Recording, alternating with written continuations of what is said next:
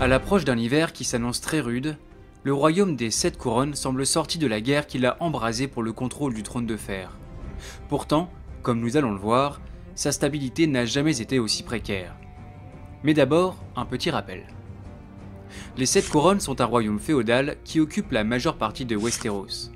Au nord, il est protégé par le mur, une imposante barrière de glace, au-delà de laquelle vivent des peuplades insoumises appelées sauvageons. À l'est, une étroite bande de mer le sépare d'Essos, un territoire constitué de villes marchandes, de cités esclavagistes, de steppes et de déserts. Son nom, les Sept Couronnes, vient des royaumes qui, des siècles auparavant, ont été soumis et faits vassaux par la famille Targaryenne, venue d'Essos avec ses dragons. Cette grande famille gouverne ces territoires pour le compte du pouvoir central de Port-Réal, où le roi siège sur le trône de fer.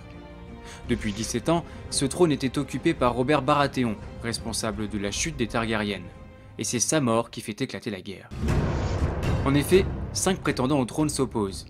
D'abord, Joffrey Baratheon Lannister, fils supposé du feu roi, soutenu par sa famille maternelle, les Lannister, connus pour leur richesse. Sa filiation est contestée à raison par les 2 frères de Robert, qui revendiquent chacun le trône. Stannis Baratheon, l'aîné, et Renly Baratheon, qui peut s'appuyer sur de riches et nombreux alliés dans le sud, et notamment les Tyrell. À cela s'ajoutent 2 autres rois autoproclamés qui contestent le pouvoir de Port-Réal. D'un côté, Robb Stark, roi dans le nord, qui s'est soulevé contre les Lannister pour venger l'exécution de son père, ancien premier conseiller du roi Robert. De l'autre, Balon Greyjoy, vassal des Stark, qui s'est proclamé roi dans les îles de Fer et a profité de l'absence des Stark pour envahir le nord. L'un après l'autre, ces rois connaissent un destin funeste.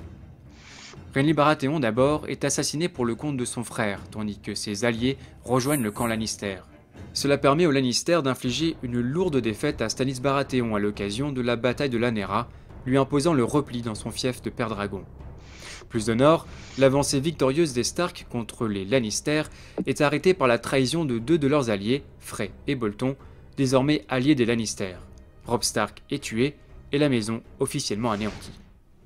Quant aux Greyjoy, leur pouvoir dans le nord n'est qu'éphémère, car la maison Bolton en reprend le contrôle pour le compte des Lannister.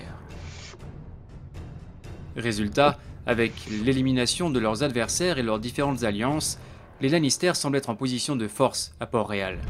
Mais tout bascule avec l'assassinat du roi Joffrey lors de son mariage avec Margaery Tyrell. En effet, c'est son frère Tommen qui lui succède sur le trône. Mais Tommen est jeune et inexpérimenté. Il est partagé entre l'influence de sa mère, Cersei Lannister, et celle de la veuve de son frère et sa future femme, Margaery Tyrell. À cette fragilité politique s'ajoute celle économique de l'endettement colossal que la couronne a envers la banque de Braavos. Mais surtout, le pouvoir des Lannister est mis en danger par d'anciens alliés œuvrant pour leurs propres intérêts. Ainsi, au sud de Port-Réal et dans la capitale, les richissimes Tyrell étendent leur emprise sur le trône, qu'ils entendent contrôler via la future reine du roi Tommen.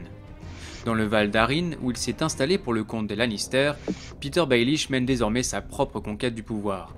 Ancien maître des finances de Port-Réal, il a organisé l'assassinat du prince Joffrey avec les Tyrell et ligue désormais les seigneurs du Val contre les Lannister.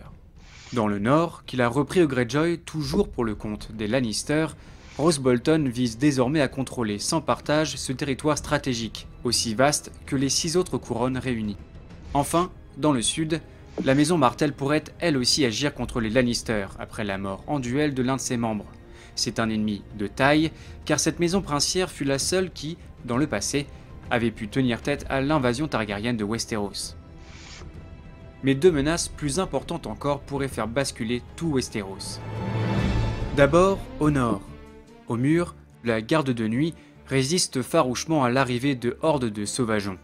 Ce combat anticipe un plus sombre danger, car les sauvageons fuient les marcheurs blancs, appelés aussi les autres. Ces créatures mort-vivantes liées à la venue de l'hiver ont déjà marché sur Westeros il y a 8000 ans.